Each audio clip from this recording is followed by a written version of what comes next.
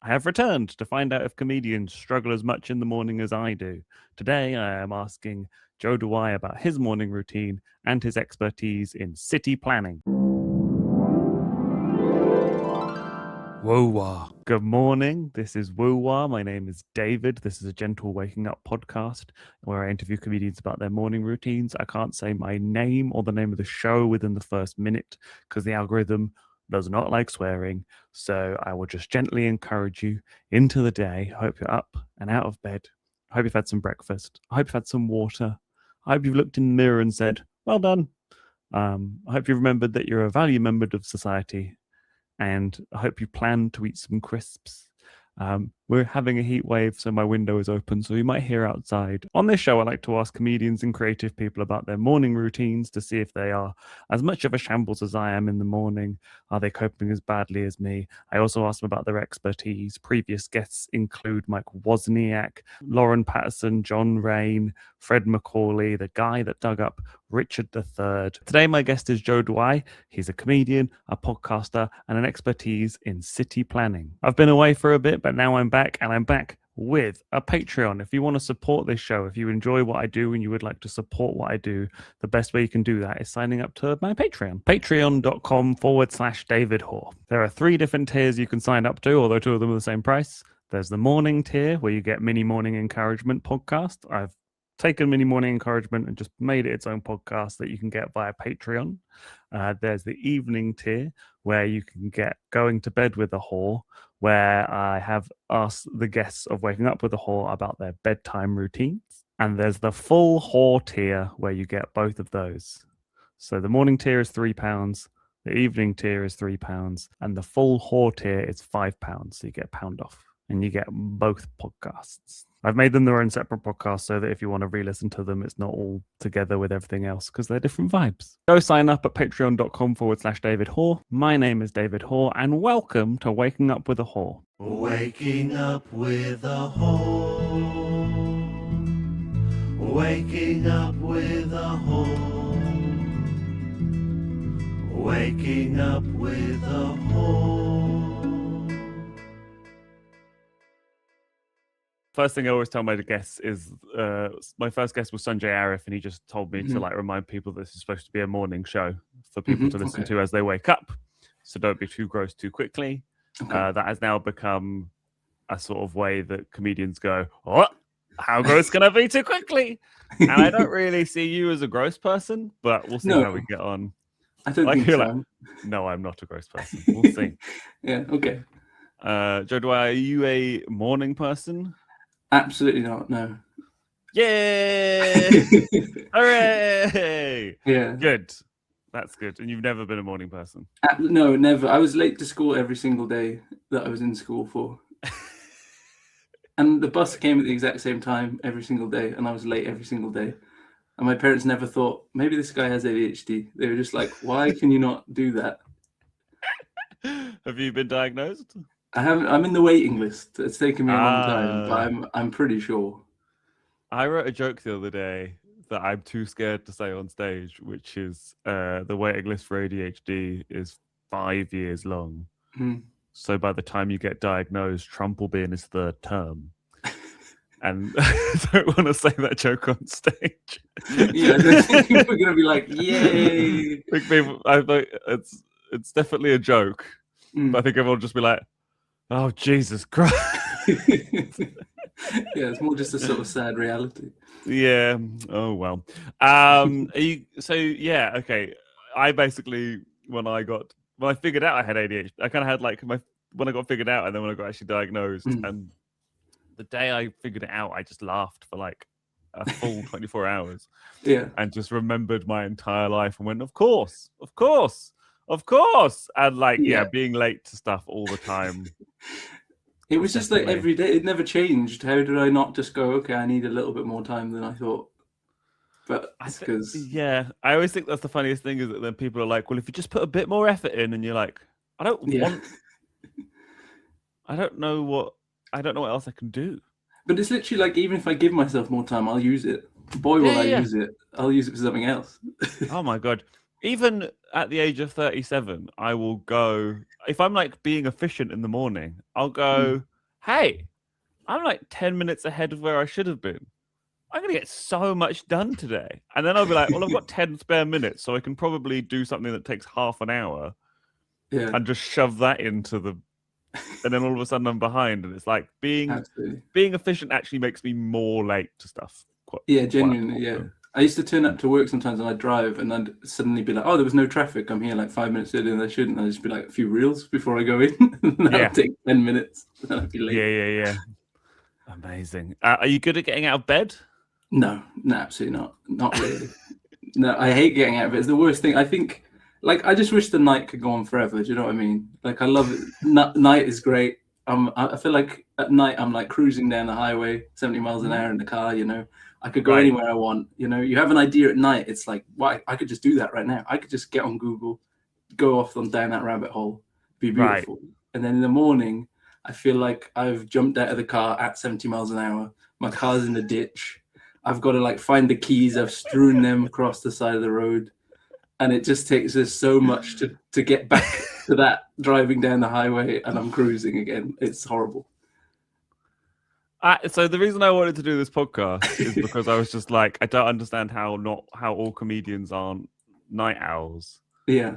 And I wanted to kind of find out if they were, because I'm basically like you. And I think part of the reason that a lot of comedians are in comedy is because we get like really energized around like 6, 7 p.m. Yeah. 8 p.m. I've just done 6, 7. Wow. I'm a teenager. Whoa. Whoa, I'm so cool. I don't even know if that's a thing anymore. This is like when people do like flossing or like the Harlem Shake, and you're like, no, that's 10 years old, mate. Yeah, that's cringe now, sorry. Yeah. I've always been cringe. Yeah, like I feel like we get a lot of energy. And it's a bit like you being late to school. It's like we don't recognize it as this is what it is. We go like, well, eventually I'll sort that out. Yeah. No. Do you have an alarm system then to get out of bed? Well, no, not really. So I have a very strange routine. I'm going to talk about my routine like now, right? Is that because obviously you go through different routines as you go through life. Yeah, sure. But like, please tell me. Yeah, I'm so intrigued. The fact that you're like, I'm terribly getting out of bed. I don't have an alarm. I'm like, what are you doing? How are you out of bed now? Well, I don't have a day job, so full disclosure. This is before midday, and both of us are both like, yes. So you don't have so you don't have a day job. Carry on. I don't have a day job right now, so I'm just doing comedy. So that's obviously in the evening. But basically, I don't wake up in my own house. That's how I get out of bed. You look astounded. Whose house are you waking up in? My girlfriend's house. I'm allowed to be there. I'm not just breaking into people's houses. But she works in the day, so she gets up in the day, and I just kind of, it's like a nice soft way of like, she's busy doing things, getting ready. So I'm like, oh, that's happening. And then I can like, you know, if it's been a particularly grueling night, maybe I'll sleep in and let it cook a bit longer. Right. But today I was like, I've got things to do. So I got up, you know, vaguely at the same time. It's just the pause you went, I don't wake up in my own house. And then you just like, looked at me like, deal with that. And I'm like, yeah. How long has this system been in place? It's the sort of thing that like, basically whenever I hear somebody's like routine, I always imagine it as like a shit influencer telling you their system. You know what I mean? Where it's like, anyone's getting tips off me, to be fair. You can't be waking up in your own house, guys. You've got to find a house to wake up in. Yeah, get a new house. You know, just any kind of like my YouTube algorithm's been absolutely polluted by stuff where I'm just like, I don't want to watch any of this. And it's just kind of like, how to swell your dopamine addiction. And I'm like, I don't, you know, why don't you go on a dopamine like give up dopamine for a bit? And I'm like, oh, that's what ADHD is. I don't need to do that. And dopamine. But yeah, okay. So you wake up in your girlfriend's house, and so like, if you don't mind me asking, how long have you been with your girlfriend? For like 4 months, 5 months. So okay, so this is actually really new. Like, not even most of this year and not most of last year. It's a new thing for 2026, guys. We're doing. Yes, great. Now say sponsored by Huel. Okay. Yeah, we're not sponsored by Huel. Okay, so. You waking up at your girlfriend's house. Is your girlfriend a morning person? I don't think so. I think she's a night owl as well, so she's like annoyed Okay. that she has to get up as well. Fair. Okay, cool. Because there's sometimes like a yin yang in those sorts of situations. Mm. But okay, so are you finding that you're flourishing a bit better now that you're not? Is this Yes, just I your say, current well, routine, or are you leaning into that? I think it's a good routine. I think it's a good routine because before, when I was just in my house, what I'll do is I'll bake into my day sort of 90 minutes of reels, you know. Right. And I think a lot of people are like, God, I wish I could cut out those 90 minutes of reels. They're precious to me. I think they're a really great part of my day. I love them. Sure. What's your algorithm offering you? Just comedy, little funny things. Okay. Purely to my, comedic tastes. It's pretty good. Oh, that's good. Nothing that you have to feel like you have to explain if somebody else saw it. I mean, it depends who's seeing it, really, but nothing too horrible. Okay, because like Emma Hughes on this podcast was talking about how she has a lot of like Christian influences and like trad wives and stuff, and like people, but like not anything that she agrees with, but stuff she's just fascinated to watch. But you just watch stuff that entertains you. Yeah, just funny stuff. I feel like my phone knows when my girlfriend is looking at my phone, and will just start showing me the weirdest things. There's stuff that pops up that only appears when my girlfriend is looking at my phone. And it's like, have you ever seen these, like, it's usually somebody at least in their 60s who's discovered editing, and they like jump in a puddle and become a butterfly, and they're like, wee! I get a lot of so weird. Like, stills of old people, and it'll be playing like jazz on there, and it's just like them like, and then it just goes into like a pop thing, and it's like there's like fireworks happening and like a that. I only get that when my girlfriend's looking at my phone. It's so weird. Well, that's my girlfriend's algorithm is mainly just like old men doing that. So it's like she's like really weird old men doing strange things. Okay. Yeah. Let's not get into that. That's a whole. Why? Hang on, we definitely need to get into that. It'll be like 11 p.m. The algorithm will switch from like nice, normal girlfriend algorithm of like here's two frogs and one's big and one's small. And then it's like just old men being like, doing weird like pieces to camera about being thrown out of Sainsbury's.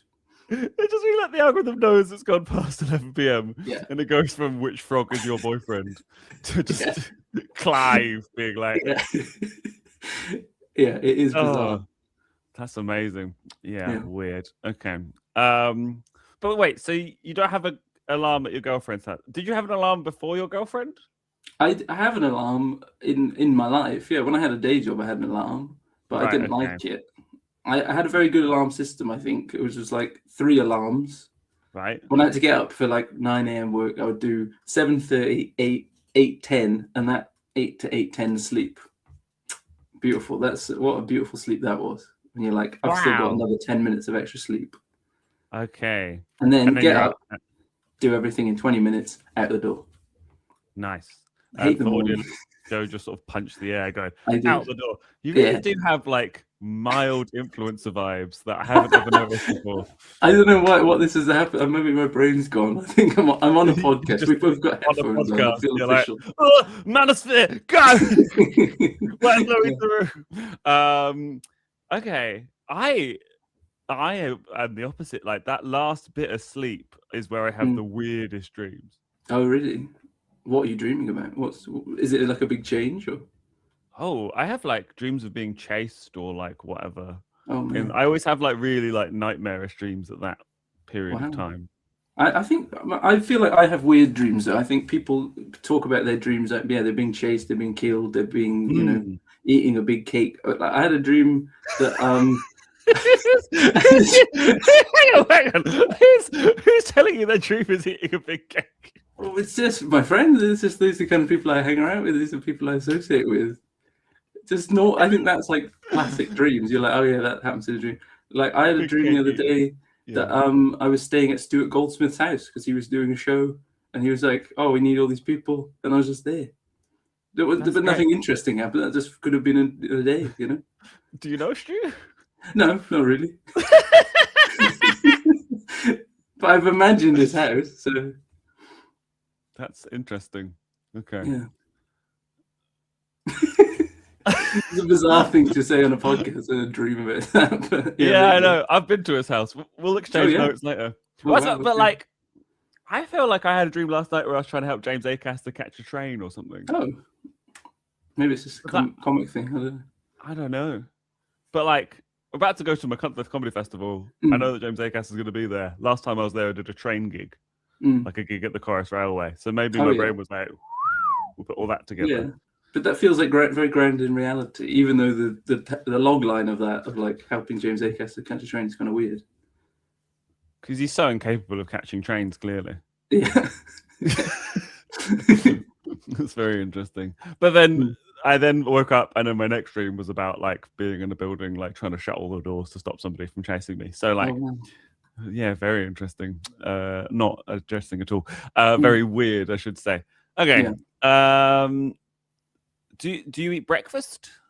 I have a weird relationship with breakfast. I don't know. I think I need to eat something because it feels like you got to eat something. Otherwise, I won't eat. If I start get to my desk and I just lock in, that I'm not eating till 5 p.m. Like I just will carry on.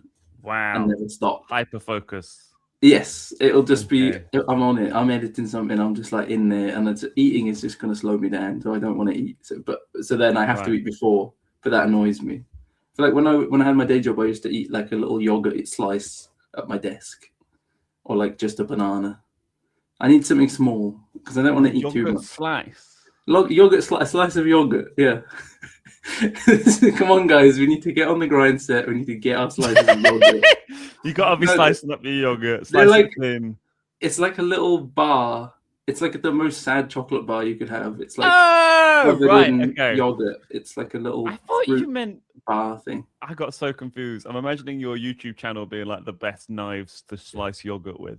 Yeah, because you've run out of content ideas. Okay. Yeah. Okay. Oh, yes. What are the brands of yogurt slice? I think it's Go Ahead. I usually get the Aldi own brand. But yeah, it's a good breakfast. There's two in the Go Ahead. Yeah. Yeah. Sounds like a mafia thing to say. God. Okay, but yeah, because I really have just decided that I need to have some breakfast, but I can't. I've tried doing healthy breakfast, but it doesn't really work out. But I need something, so I kind of breakfast is not the healthiest meal, but I just get it. Yeah, I get it where I can. But now that you're not working, what do? I just a banana usually, or I like the big cooked breakfast foods. I think they're great, but just like cooking that, and then that's like, then you got to eat it, then you got to put a YouTube video on while you eat that, and then you've got to watch that, and then it's like find one. It's 1 p.m. and you're like, God, I had things to do this morning. So then the morning's over. So you've got to really just don't let it it's like skimming a stone. You've got to keep up. Otherwise, you're going to drop in, and then you're just going to be done, and it's going to ruin your morning. So you just got to have something that you can, I can't even wait the 5 minutes it takes to toast some toast. Really? I can't deal with it. No patience. Yeah. Sometimes I'll do bacon and I'll put it in the air fryer, then I'll shower, and then I'll be like, I've got to shower really quick because the bacon will be done then. You've got to slingshot yourself around, The giving yourself a time limit for what you're doing is a perfect ADHD coping mechanism of I put it on, I'm gonna go into the. I think with the air fryer though, it can stop and it will just turn itself off. Whereas if you put it in the oven, then you need to do it before it burns. Yeah, that's never do that because I will just burn it. I'll absolutely burn it. Just leave it. Forget about it. Fair. Yeah. Okay. What you say you like the big breakfast cooked foods? Have you got like I was going to say full English, but are you officially Welsh? I am. I'm from Wales. Yeah. Great. Just because sometimes I'm like, you're Welsh, and somebody's like, no, I just live in Wales, and you're like, oh yeah, okay. Yeah.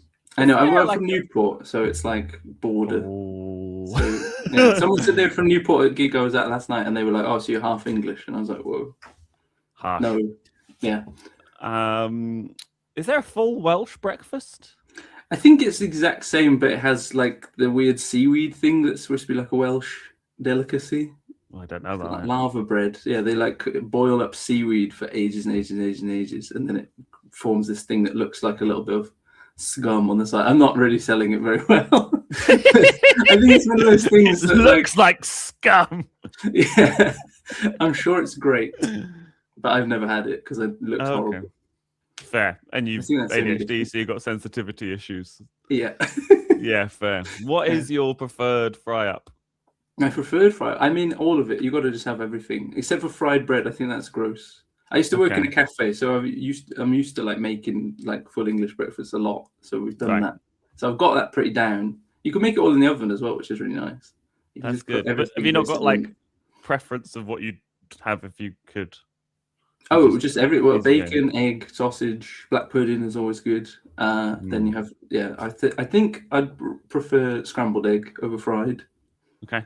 And then the tomato I also think is pointless. The little half a tomato. It's like, well, I don't want that. But I will have it because it's like it looks nice, but I don't actually want it. Okay. But I like the beans. You do like the beans because I don't like beans, and I don't like egg, and I do like the tomato. So. Oh, really? But what are you getting out of that? I feel like the tomato is just offering really nothing to the. Okay, imagine you've not got the egg or the beans. Yeah. Okay, then you're imagining, right? I've got bacon, sausage, hash brown, black pudding. Yeah. Very dry. Yes. Tomato, moisture. Yes, true. Because if you've got the egg and the beans, that's going to provide a lot of moisture that I don't have. Whereas, I'm going to need that tomato for moisture, definitely. Yeah. But do you have the slimy chopped tomato, or are you talking about the fresh half one? You know, the nice little. Oh, it needs to be cooked. I can't just have like a cold tomato. Oh yeah, no. Preferably like in the oven. Do you know what I mean? Yeah. If you cook a tomato for like 20 minutes in the oven, it's actually decent. It's not too bad. Great. But I think a lot of places when you go to like a cafe, those tomatoes are basically cold and they just like toss it on the griddle for like 2 minutes and it doesn't really cook it again. Yeah, I know what you mean with that. That's not great. But then that's And it's usually too hard, and I'm like, bleh. Yeah, that's not the way. I don't like tomatoes anyway, though. There you go. In that situation, they've usually not crispified the bacon enough for me anyway. So there's a lot going on there. I just think a tomato is a weird thing because it's so hard on the outside, like the skin, and then the tomatoey bit is so like dense, and then the inside is so, just I was really adverse to tomatoes for a very long time, and now I'm okay with them. I can't really have them cold. Raw, is that the raw? Yeah, raw. We gotta eat raw tomatoes, guys. This is this is it. I used to get cramps a lot, and my friends would be like, "You got to eat potassium more," and I'm like, "How am I doing that?" And they're like, "Put salt on your bananas," and I'm like, "Well, I don't eat bananas," and they're like, "Oh, well, put salt on your tomatoes," and I'm like, "I don't eat tomatoes." Like, this is why you're getting cramps because you're not eating any potassium, and I'm like. Okay. Makes sense. But I think I've just been very erring on the side of caution and not being very adventurous with food for a very long time. Fair. And then when I got to uni, I was a bit more adventurous, which my mum is fucking furious about. My mum sees me eating stuff that she tried to get me to eat for years, and my girlfriend would just serve me, and she won't be like, "Oh, you eat that now." She'd be like, "How come you never eat that for me?" Yeah, I was the same with it. I didn't eat vegetables until I was like in uni, basically, and I had to I basically it was embarrassing. Like I saw other people like chopping an onion. I was like, oh, I could eat one of them maybe. Well, I had the exact same thing with like my flatmates all made a thing with mushrooms in, and they were all eating it together, and I was like, I guess I've got to have this because this is what's on offer. Yeah, and I didn't want to. And as soon as I had it, I was like, I just saw it as grey. Yeah, like a grey thing that you put on your plate, and it's like if you touch on it's weird, and then it looks slimy. And then as soon as I had it, I was like, "Oh, this is great." My brother-in-law, when he first started dating my sister, he didn't eat any vegetables growing up, and my sister would literally like chop up vegetables so like minuscule size to put it in like bolognese and stuff, and she would just slowly increase the size of the vegetables. And then when when my sister met his mum for the first time, they went for a meal, and he ordered like goat's cheese and tomato, or like portobello mushrooms or something. Like he ordered like a big version of the vegetable, and she was just like, "What have you done to my son? How is he eating vegetables?" But I think it is a thing that you become an adult and suddenly you're just like, vegetables, yes, and it just kind of you can't go back. Yeah, I mean, I've still met people who can't. And then also, there's people on the other side of that who look at me being like, "Oh, I don't eat that, but I will eat that." And they're like, "You must eat everything."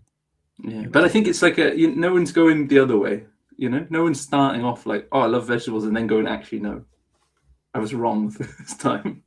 Let's find that person. I want to see There that must be person. someone, yeah. Freaky eaters that's on in like the noughties. There'll probably be some people who are like that. And also, there's every type of comedian, do Yeah. There will be somebody out there who does that. Do you drink? What do you drink in the morning? What do I drink in the morning? Diet Coke. I'm not a good example. I've got Diet Coke right now. What? Not a joke. No, genuinely. Audio listeners, Joe just sipped some Diet Coke. Wow. Immediately. That's like my coffee. I don't drink coffee. Yeah. So that's the closest thing to. I need it to like carry on because you gotta have caffeine in your life, otherwise you'll feel bad. Sure. Diet Coke is the way to do that. What's the gap between you waking up and having a Diet Coke? If I can, I'll eat before I start the Diet Coke, but it depends. Line your stomach. Yeah. I think you should. I think you shouldn't. The first thing that touches your lips is that brown goo that the Coca-Cola Corporation have cooked up. It's not good. You shouldn't be doing it. I think it is bad for me, and it will kill me. But for now, it's making me feel good. How long have you been drinking Diet Coke in the morning? Well, since I stopped living with my mum because she wouldn't let me drink Diet Coke in the morning, and I think wise choice, to be fair. Is that why you moved out? Yeah, that used to be the one rule: is that you can't have like fizzy drinks in the morning. There was other rules actually in my house. I don't know. That's the only thing I could do. Anything. Murder is fine, but if I catch you drinking, wow, okay. And like literally first day you moved out of your mum's, you're like, "Apes." Well, I think it was more just like I love drinking Diet Coke, and I was like, I could just have one. I was like, but no Diet Coke in the morning. And then I was like, there's no one around. I can do what I want. Sure. And did you go to uni? I did. Because I remember me and my friend ringing each other about 2-3 weeks into uni and just being like, have you realized we could do whatever the fuck we want? And my friend was like, I'm calling you from my fort right now. And he just built like a fort out. Hell yeah. Bedding.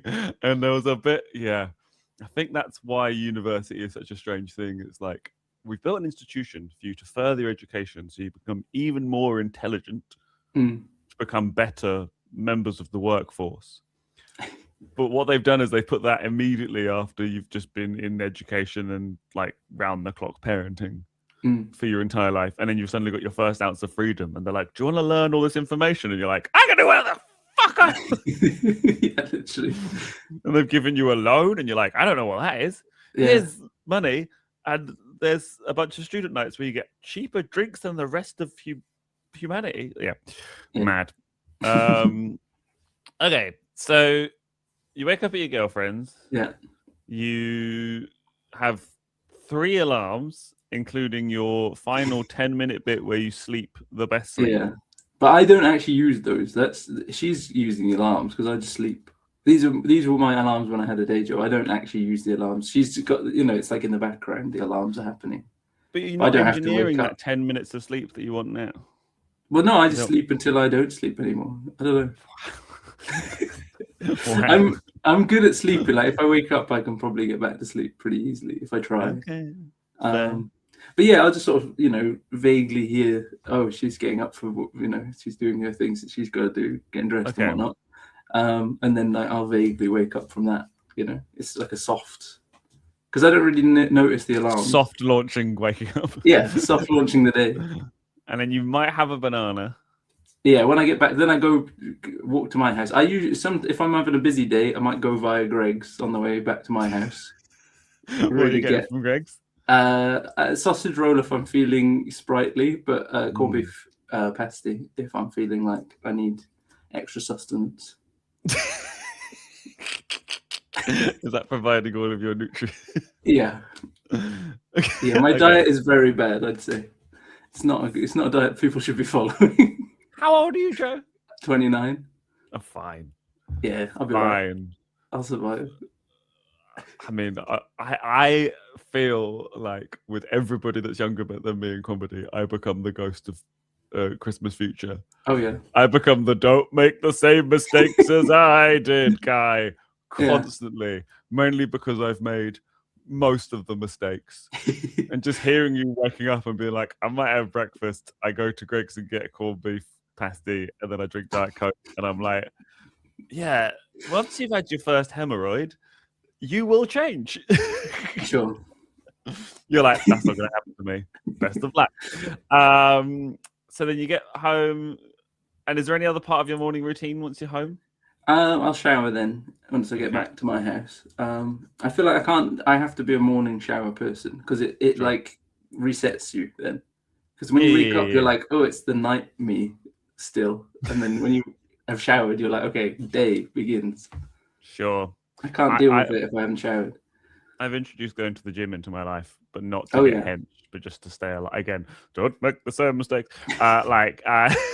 Literally, I go to it's like a uni gym that I go to, and I am twice the age of all the students, and I watch X-Files whilst I'm on the rowing machine, and that's pretty much what I do. And it's pretty much just to like not crumble as a human being. Yes. But it means I am showering later into the day. So I used to go to the gym. I've been going for like 2025 was I go to the gym year. I signed up when I was in the pub. Right. Like, things have got to change. I'm going to go to the gym. And I really enjoyed it. I thought it was good. What did you do at the gym? What did I do? Lifting weights mainly, just all the machines. I was too scared to go in the bit with all the scary boys. Didn't like that bit with the weights to roll around. I want the weights to be, they tell me what to do with them, you know?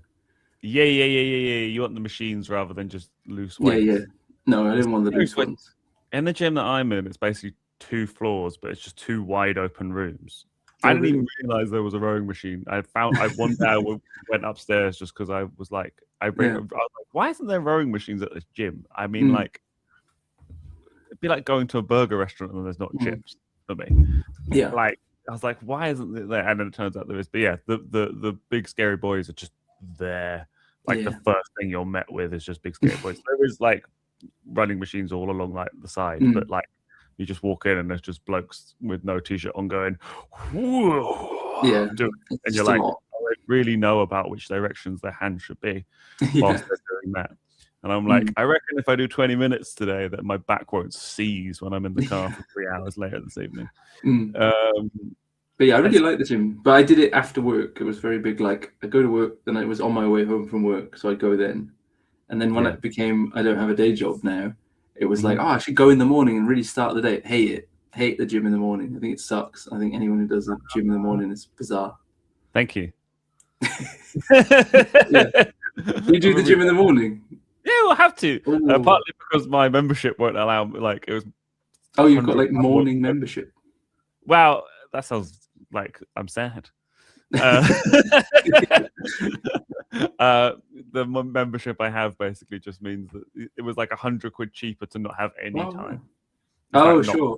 Hours sort of thing. So I just I go until a certain time. So it just meant that I go in the morning. I think that is better because I'm not kind of going, I'll go to the gym later in the day, but then you have to leave for a gig and it's like, I couldn't go to it's like, I've got to do it by this time. Yeah. And I think also I am so groggy in the morning that I sort of wake up and just having like an almost autopilot to get like, if I just do this, and this, and then go to the gym and then come back and stretch. By the time I've had lunch, I've done a bunch of stuff that I need to do so that I'm not having, I just need less decisions in my life. That is why I wear the blue jacket on stage. Yeah, because I don't have to think about anything. I don't have to think about it. I don't have to think about what I need to buy or what needs washing or everything. It's like, have I got black t-shirt, black trousers, and a blue jacket? Yes, good. Go on stage. Okay, that's good. What do you consider a lie-in? What? Well, I don't know. What does that mean? I guess every day's a lie-in, isn't it? If you think about it. For you, it sounds like it. Kind of. Yeah. I mean, a lie-in is like when you don't have anything to do, I suppose. But I don't think there's a time limit on that. I don't know. I like, if I think the lie-in is if I've got my hour and a half of reels, and I've completed the reels. Okay. I think that would what I'd be considering like a full lie-in. I've lied in. Yeah, but you're conscious when you've done it. I'm awake. Yeah. I'm not sleep watching I'm not just playing the reels. That's fine. I mean, no, but I don't mean that. But yeah. This is the first time I've asked that, but I do think that because I think I sometimes hear people talk about a lie-in they've had, and they're like, I got a lion. I stayed in bed till like 8 a.m. and I'm like, Oh, we no. live different lives. And if I'm just sleeping, that's not a lying. The lying part is lying awake, surely. Otherwise, you've just had a sleep, haven't you? I guess. This is what the other first person this is a new question I've added in, and Oh, okay. Yeah. that was actually really interesting to me, and I'm really excited to ask that to other people now. Yeah. Because I just feel like this is why I've never met. Every single episode of this so far has been unique, and it baffled me. I remember telling someone this concept, and they were like, "You're gonna have the morning person and the night owl, and that's it." And I'm like, "Nope, no." I always tell this to night owls. Do you know the amount of morning people who don't eat breakfast? Well, my dad never ate breakfast. It was weird, and he never ate lunch either. It was a bizarre thing for him. He just plowed through the day. I don't know. Okay. And then how do you cope with having to wake up earlier than usual when you need to? When I really need to, with difficulty, really. For like a flight or something. For a flight, it's terrible. So when I was working, I had a couple of times we had to fly to Newcastle. My job would send me off to Newcastle. It's just like a really sad thing to do because I don't want to fly because I care about the environment. Yeah. And then they'd be like, "Well, you've got to fly to Newcastle. It's like the saddest way to fly." And it would always be we do it like in a day. So you'd go up at like the 4 a.m. flight. And then you go home on the 9 p.m. flight. So it's just 2 flights in a day, and you're barely in Newcastle at all, right? And we'd have to go, leave the house. I'd have to leave at like 3:30 in the morning. But for me, my bedtime is usually about 2 a.m. Yeah. So for me, I'm like 3:30. It's like a real. So I usually get like 2 hours sleep, and then just be like, well, here we are. Yeah. So yeah, it's very difficult. I can do it. If I need to wake up, I'll wake up. But that's fair. Yeah. I think I do more protest lying in when I need to wake up earlier than if I just generally am about. Because I just, you're there. Again, I'm like you. I go to bed at like 2. So then, I had to wake up. We had to leave the house at like 5 a.m. to fly to America. I was supposed to wake up at 4. Yeah. And I went to bed at like 11. And I woke, which is so rare for me. And I woke up at 1 a.m. and I couldn't get back to sleep. Oh, no. And I was just furious. Yeah. But that's the thing is because it's only going to be a bit of sleep and it's not, and you're going to be worrying about it. So it's like, exactly. It's hard at that point.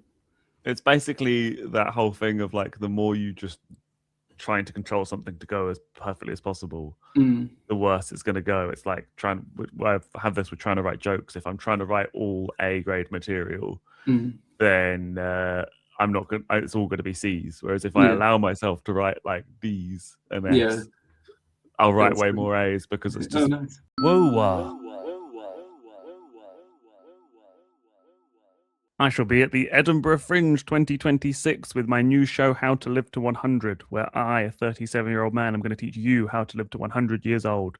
I shall be at Hoots at Nicholson Square, Nick 3, at 5:40 p.m. You can get tickets via the Edinburgh Fringe website. If you're going to the Fringe, please come along. I know there's loads of great shows, but please come see my show because I want to teach you how to live to 100 years old. So not only do I like to ask people about their morning routines, but I also like to ask people about their expertise. And Joe, you're obviously an expert in city planning.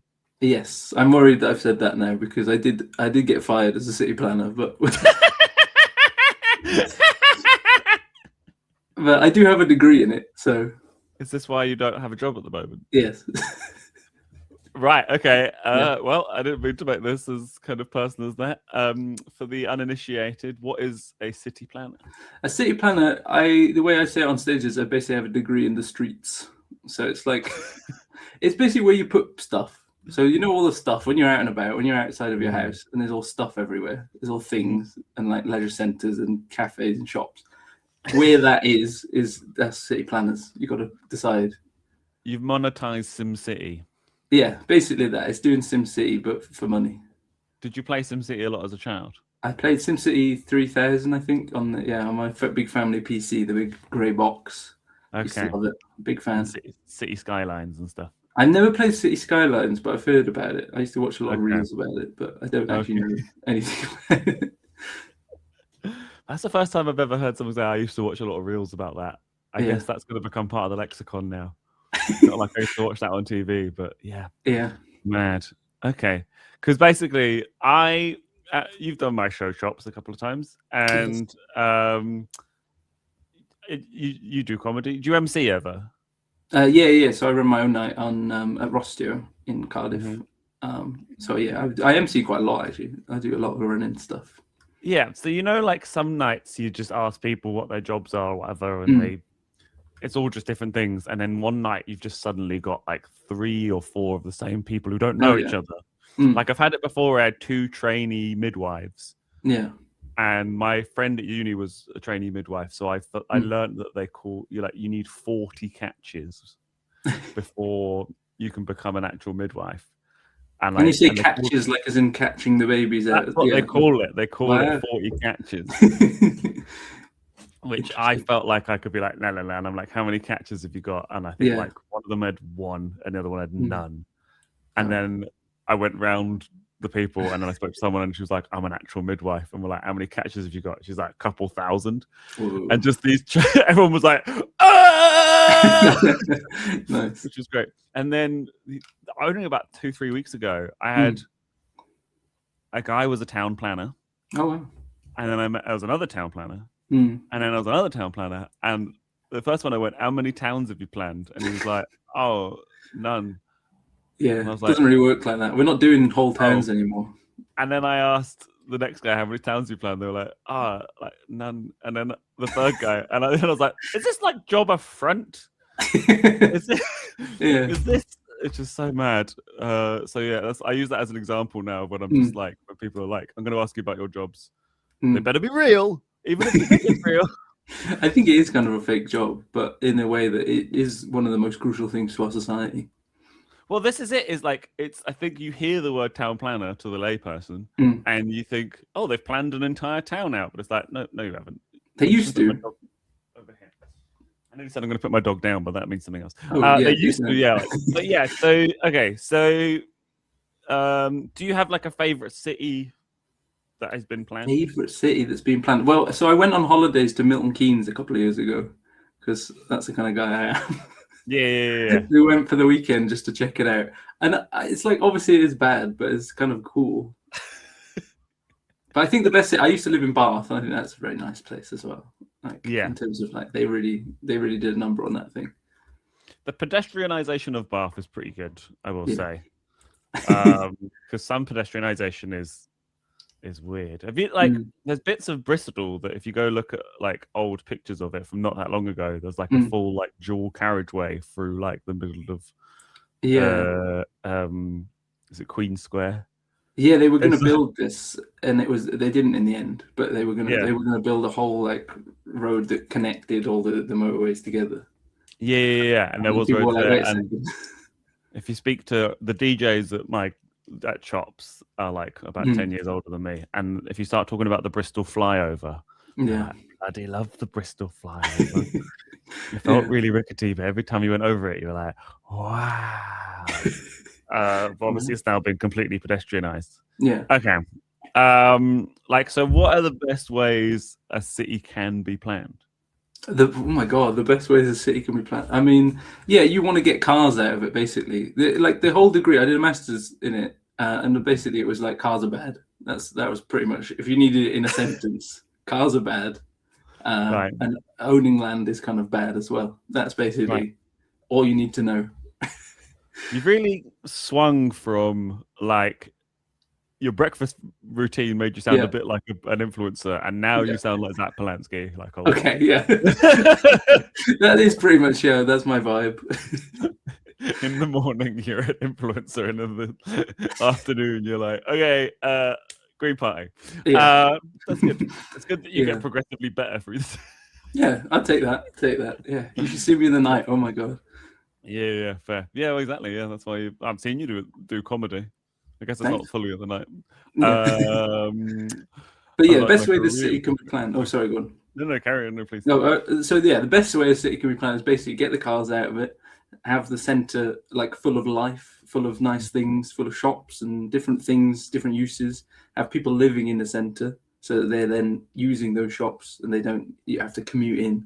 Basically, the worst thing that was ever invented was the out-of-town shopping centre in the 80s. They were just like, here's a horrible warehouse that we used to do factory. We used to make things in this country, and now we don't need to. So let's get a big You net. don't sound that as Polanski. Yeah. Okay, yeah, that's very interesting. Yeah. And is there like, oh wow, this is actually getting way deeper than I thought it was going to get. Ooh. So is there like an end goal, like an idealized version? Because obviously, like you want people out, so you want cars out, more people in. Yeah. Is this to stimulate the economy? Is this to well, it depends how you feel about efficiency, or what is that's why I'm asking you. Like when they teach you this, is it like, do they kind of go? They just give you what the results will be, or is it like towards? Is there like a city planner doctrine? Well, obviously we're all here to usher in the 15-minute cities for the Illuminati. That's our main goal, obviously, at the top end. That's why when all you met those city planners the other day, they hadn't planned any cities because they're busy drawing up the 15-minute cities. They're building the walls to lock you all in, right? Right. Okay. Yeah. That makes more sense. That's good. I also say that we've got a bell curve of influencer where you've got different kinds of influencer. Yeah. No, obviously the 15-minute city is just when you live by a shop, basically. You have things near you. And for some reason, people are scared of that. I don't really know why, but yeah. Yeah, I think this is not the podcast to get into why people aren't interested in their own interests being met. But it's to meet the needs of the people rather than... Yeah, it's how you want to live, isn't it? Everyone wants to live in a nice place. Because when you live in a nice place, when you go on holidays and you go to Europe and it's all like, oh, I can go to the boulangerie and I can walk around and there's a man in a stripy shirt cycling a bike and there's a little girl walking a dog or whatever. Like your kids can go to school and they can cycle or whatever. It's like, oh, it's as nice. And then, like in America, it's like you have to drive everywhere and everyone's sad and, it's like, we don't want that. So true. Yeah. Oh my God. I went to Georgia in America and where my girlfriend's grandfather lives, and they've got a roundabout and nobody knows how to use it. And I listened to my girlfriend's grandfather, who is 100 years old, by the way, Oh wow! kick off about how they're threatening to build a second roundabout and it's just going to create so much congestion. Yeah. And I was initially like, no, it will alleviate congestion because it will make it much easier, because at the moment everybody has to stop. And he's like, no one knows how to use them. We saw people go the wrong way around them and stuff. Oh shit. It was really funny. Essentially, he was like trying to convince me that like roundabouts were woke. And I shit you not, the day I landed back in the UK, having been told roundabouts were woke, was the day that they were painting roundabouts in America, in England. The least like things. Well, the complete opposite. And I was like, this is a bit of a head fuck. Yeah. Ah, fair. Okay, that's good. What are the worst ways to plan a city? The worst way to plan a city is plan it for cars. So LA is very much planned for cars, right? If you look at the difference between New York and LA, right? New York came up in the 1800s when they didn't have private vehicles, and it's planned much more densely. People live there. It's much more like you can get around. Obviously, they've in the future they then made things for cars, and it's a bit gridlocked or whatever. But like, there's still some of that remnant of like the old historic. Basically, if you want to plan a good city, build it in the 1500s. Okay. Just build it before cars existed, and then you have to build it for people who have to walk around, for people who, there's still roads and everything, but like it's mainly on this human scale, and it's like appropriate. Things are placed so that you can walk to them. Because we didn't have cars that you could get there, right? But then LA was built in after the 1900s, so it's like, oh, we have cars now. We can just put that miles away. That doesn't matter. You can drive there, and then everyone does because they have to. And then that means that everything's screwed up. But you were talking about Milton Keynes. Yes. Being like, but that's like a grid-based system like LA. Yes. So Milton Keynes is like a bit of both, because they were like, we could make it both. Why not both? Why not plan it for cars and people? And it kind of, the bits that they plan for people are like, oh yeah, I kind of get it. But then it doesn't really work. So having gone to Milton Keynes, it is really cool that you can, because there's all these grids roads. The roads are all in grid, and then there's all roundabouts, so the cars can travel really freely. But then as a pedestrian, you walk around, you won't really see a car because you're like in an underpass that goes under these big roads. Right. They're really wide, and that you just go under, and you can just walk up and down the whole city without really having to cross a road or to deal with the car. Like, it's quite weird. Yeah. But because of because of that, everything's really spread out, and because it's so easy to drive around, no one really walks. Like, because we were there as like tourists. And it was just like weirdly dead, and all the roads are really wide because they've got the road for the pedestrian, then there's the big road for the cars, then there's another big wide thing for pedestrian, and there's another building. So all the roads are like spaced out so much, and no one really wanders about. So it's like really, it's not very like, you know, they call it the concept intuitive. Of like, there's like people on the street and people doing things. Like there's a road, Wellfield Road, where I live, and it's like got loads of like shops and cafes, and there's the Tesco's and everything. And, you know, and you walk down there and there's loads of people around, and it just feels very like vibrant. Whereas in Milton Keynes, every road is like got one person on it, and it's just, it feels very dead. That sounds spooky. You have actually opened my brain to like, I was like, oh, I could ask him about this, and then you reminded me of like 3 different things. So I was going to say 4 different things. Number one, the main thing is I love that I live in a life that means that whilst I'm making a podcast, someone goes, having been to Milton Keynes. Like, that's great. Yeah. Okay, let me see if I can remember. I'm going to ask you about Bristol. Okay. I guess Tokyo and then Amsterdam, but Bristol one-way system. Okay. Which I assume you've driven around. Have I driven around? I don't know which bit is the one-way bit. I guess it's more up toward. There's loads of it that can be one way, but I guess it's up more towards like the triangle, like not actually in Clifton, but at the top of town, so like top of Park Street.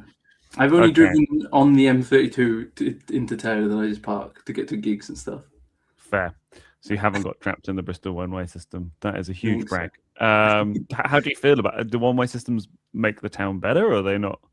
Probably, but it's a bit of a ball ache to drive. But that's the thing, is that it's the big argument people say when city planners make a decision that makes it more difficult to drive. They go, they've made it more difficult to drive. It's going to be congested. It's going to be awful. And then they're like, what? They hate cars or something? It's like, yes, they do. They're trying to get you to not use your car. They're trying to make it more difficult. And I know it's like, oh my God, the Illuminati, but genuinely that we're trying to get you to go, oh, I've got to pay for parking. It's going to be traffic. It's going to suck. I could just cycle every 15 minutes. Brilliant. Do that right now. At one point. That's like, that is the plan. Like, that's the point. Sure. That makes sense. It's not a plan. So then, we'll jump to Amsterdam. Have you been to Amsterdam? I have, yes. Because, like, I mean, obviously, I think anybody's first trip to Amsterdam, you're not going to be that particularly sober, depending on who you are. But, like, and then you're just discovering that, like, the roads are Frogger. And what you think is the road, the pavement still, and you suddenly hear like ding ding ding ding ding ding ding ding, and you're like, oh, that is I am in a bike lane. Yeah, it must be so coming annoying. in the opposite direction from what you're doing, but it's like bike lane, road, tram, road, bike lane. So like 3 for each way. So it's like a 6-lane thing. Yeah. How do you feel about that? About what those roads in particular, like, so Amsterdam is meant to be quite a good example of like, you know, mixed uses and like mixed things. Yeah. Because they made a big campaign in the 70s. Amsterdam looked like any other, you know, it looked like Bristol or it looked like whatever, and they were like, right, we need to stop. Basically, like so many kids were getting run over by cars, and they were like, right, we need to actually change everything. And then they made it. That's why they're like much more cycling now. I mean, it helps that it's flat as a pancake, so that makes it easier. Yeah. So that you can cycle without using hills. We were told by our hotel receptionist that there was a supermarket at the end of the road. And we went to the end of the road and it was just a field. And we spent 10 minutes going like, because she like drew it. She's like, go out the door, go down here, you're there. And she kept on saying like, you cannot miss it. Yeah. And we just spent like 10 minutes going, where is this building? Like, it can't not be here. She spent so long just saying. And then my friend suddenly like had a recollection of the night before where someone being like, it's underground. And you've never seen like 6 lads jumping up and down because they found the equivalent of a Tesco being like, and we found a set of stairs, but it was all underground. And that seemed quite efficient. Wow. That sounds cool. But yeah, there's obviously like, a lot of bikes, a lot of trams. I think it's obviously when you're first there as well, like, it's hilarious how quiet the trams are. Yeah. Where you're like, your friend's like, oh, watch out. What was like, tram's coming. And you're like, oh shit, I'm about to be run over. And you turn around and it's like, it is mad so silent there. Yeah. They're so quiet and they're able to get that close to you and be like, excuse me. I love the tram bell. Like it's like, boom, boom. Yeah. Such like weird like supermarket announcement. Yeah. Also, did you have Phoebo whilst you were there? Phoebo, what's that? Like, they've got like the equivalent of like vending machines, but it's got hot burgers in. No, I didn't see that. I And was we were there like, like 10 years ago though. I mean, it would have been there then. I went Oh. in like 2010, maybe. Oh wow. Yeah, and it's like you're like vending machines with hot burgers in. You're like, is that like rustlers? Like you have to heat it up yourself. It's like, no, they're hot. And you're like, what is that? And then they're all over the town. Wow. And then we saw somebody had one, and then all of a sudden, just like in the gap, we were like, and we just saw somebody's hand just put another one in, and we were like, oh, there's a kitchen behind making it. And then eventually, we were like on a night out, we were like a bit drunk, and we were like, let's see what this is about. And it was really good. We were like, there's so much going on in Amsterdam. It's a very wonderful, magical, interesting place that's also really, really weird. Yeah. The cutting edge of vending machine. They're also not. So my girlfriend's cousin has like a tattoo from when he lived there, and it's pretty much like that, like theatre, like smiley face, happy face type thing. It's like an equivalent of that, where he's like, I basically met the most liberal, like nice people I've ever met, and the most racist, like backward people I've ever met in the same city. And I was like, wow, very, very interesting and mad. And the other thing I was gonna say about like, is it Tokyo? I'm imagining like, I think I first sort of saw it in Akira, I guess, which is a cartoon, but like I've seen videos about people talking about like the multi-story cities. Have you seen this, or is this? There's things in China. Sometimes you can come out of an apartment complex and think you're on the ground floor, but you're actually like 14 stories high still. Yeah, it's like you're like 9 stories up or whatever. And you're like, how do I get down there? And it takes ages, and it's like obviously way less sunlight and stuff. But that must be very inefficient. Well, yeah, but I don't know. I don't know much about it, but I know like obviously they were doing that thing with like. Did you see those news articles about 10 years ago? There was like China's making a ghost town. That's so weird. And then it's just like they finished building it, and then they started moving people in, and they were like, China has a new city. Like they just build it like it's quite like they just build a new city and put people in it. Yeah, and then they'd be like, new city guys if you want housing, and they're like, I guess that's what Milton Keynes was. Yeah, well, kind of. And well, I guess just like that's just sensationalist news being like, well, yeah, it's a ghost. Yeah, fair enough. And how my last question for this section is, how would you improve Swansea? Swansea, it's difficult one. I don't know. I don't know much about Swansea. I think I've only been there a few times, really. I know there's a big road at like, and you go down on the front. It's kind of complicated because it's right by the sea, isn't it? Swansea. When I've driven there for gigs and stuff, it's just like big road. Then you get into the town, and it's like there's that like weird thing. What's it called? Like not aphantasia. That's when you can't think of images. What's it called? Oh, I don't know. Something Plantasia or something. And it's like, but that used to be like the docks. If you any bit of a town where you're like, this bit kind of sucks, right? Go on a historical map. It used to be a train, like sidings or the docks or something industrial. And then in like the 70s, they were like, well, we don't need this anymore. Guess we'll build a weird big box shopping center or like weird cultural thing that doesn't quite work. Right. Unless it's Cardiff. I think driving into Cardiff is so funny because you're like, you go from driving 70 miles an hour in the M4 and you always have to go down to 50. And then let's talk about going from Bristol, and then there's just always a bit where you're like, this seems like the final level of Time Crisis 2. And it's a big industrial estate, and no matter what time of day it is, there's just huge cranes that are indoors like doing something.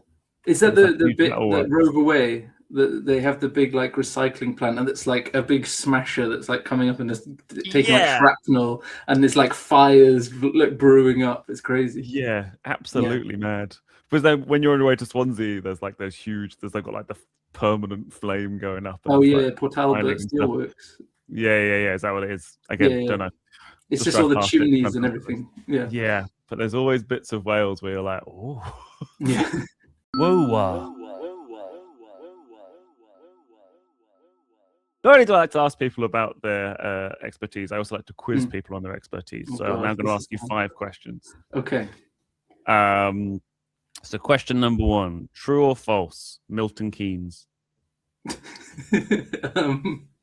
True. It's yes. What? No, Milton, Oh. not that interested. Sorry. Oh. Question number 2, do you need a cathedral to be a city? No, you don't. Correct. But I don't know why. It's People make well, it big. there's no rules. Yeah. I used to do a radio. My friend was at Bedford Uni, and for some odd reason, it meant we could go into Luton Uni buildings and do a radio show. Oh, cool.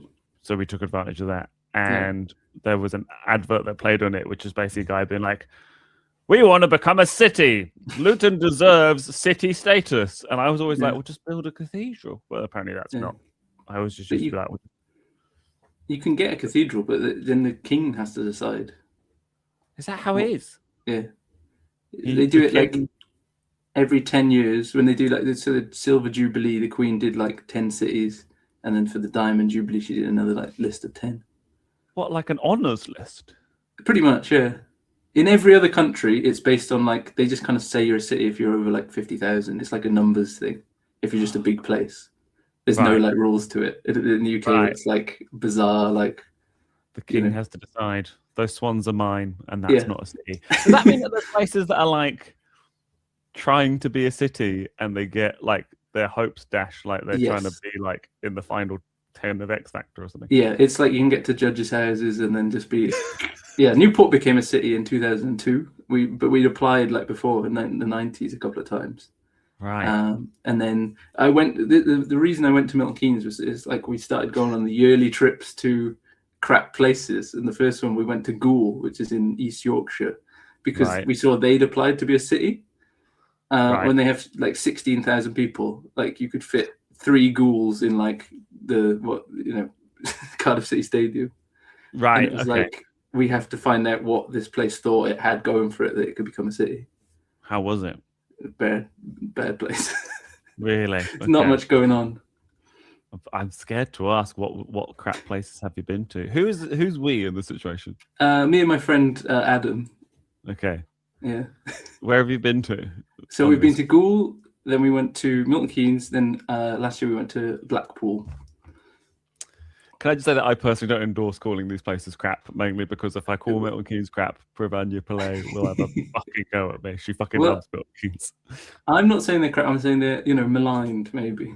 Okay. Maybe they've got a bad rap, and we need to see it for ourselves. Yeah, they have been considered that. Okay. Yeah.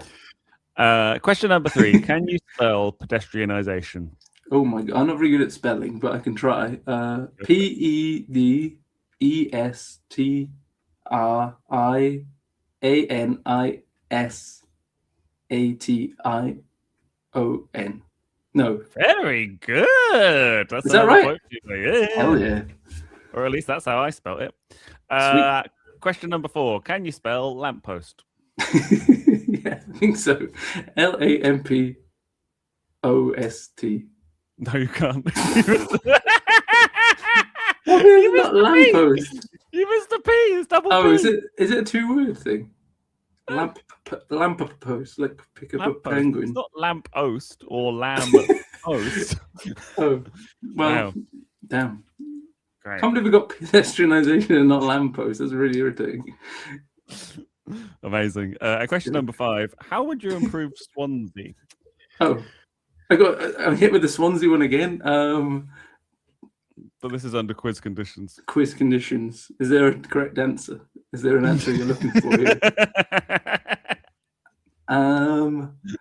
Probably just get rid of the cars. No more cars in Swansea. I'll take that. That's a nice answer. That's good. I tell everybody this, but in my comedy career for a very long time, Swansea was undefeated. I'd only had bad gigs in Swansea. Like gigs that were usually good, I went in like the summer and did them, and there was like 6 people there.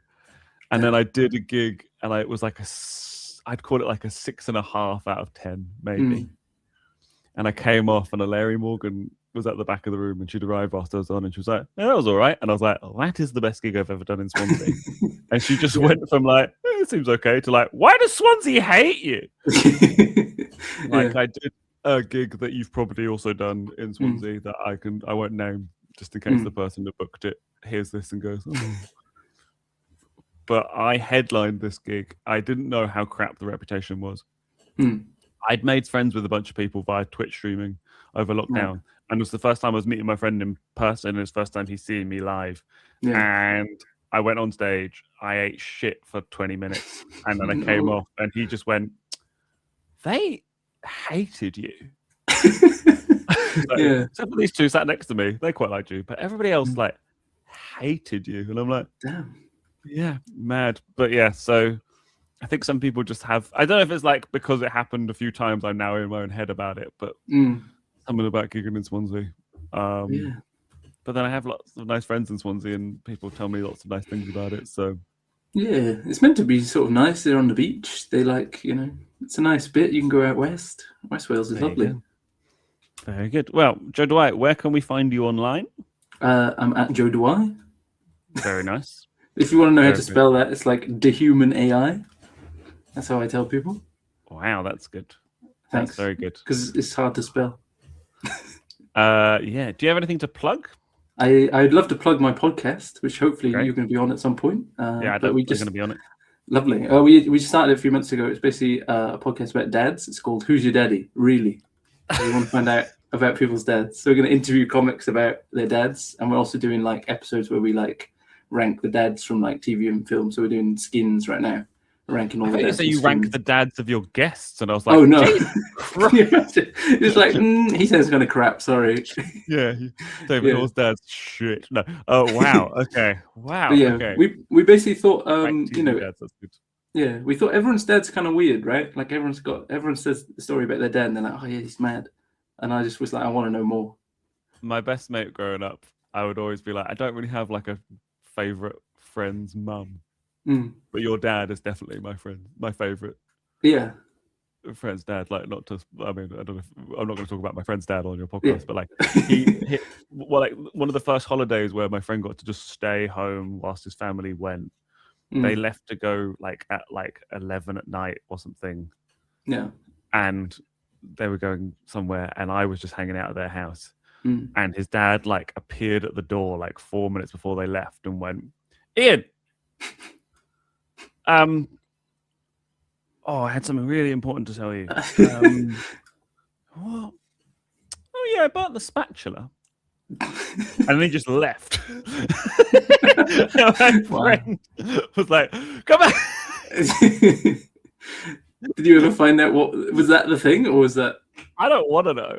You know, I probably did find out what it was, but it's just so funny that he really kind of came in like, I need to tell you what it is. Yeah. What was it?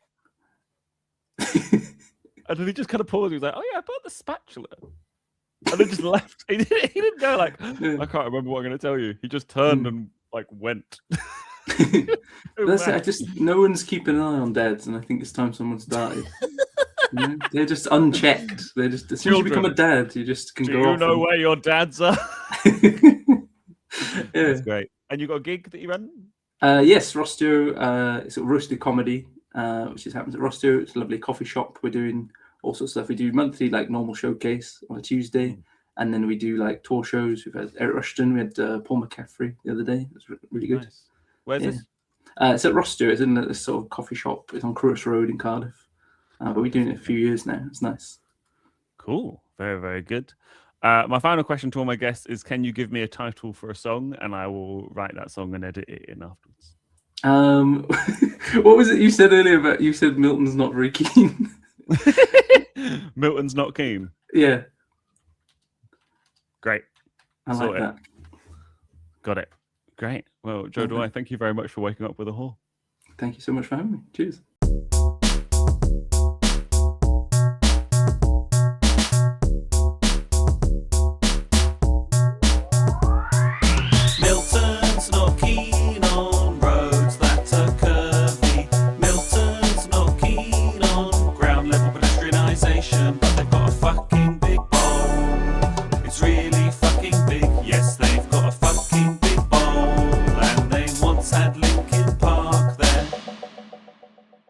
you very much to the wonderful Joe Dehuai there. Go follow him, go listen to his podcast.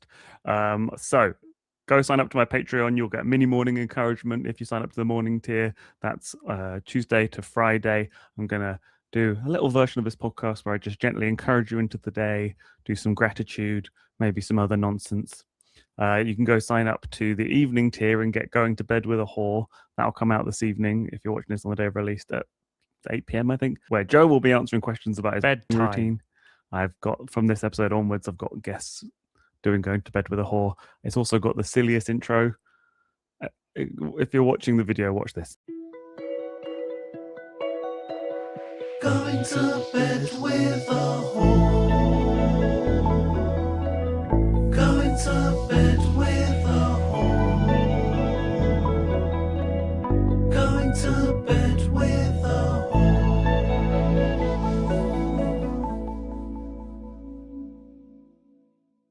And then there's the full Hoare tier where you get both of those podcasts. Morning tier is £3, evening tier is £3, full Hoare tier is £5. It's the best way to support me and this podcast. I hope today that you eat 3 meals. I hope you go for a walk. I hope that you're a decent human being. I hope that you eat some crisps and be kind to yourself. My name is David Hoare, and thank you for waking up with a Hoare. Try and have an adequate day. Meet your basic needs and don't be a dick.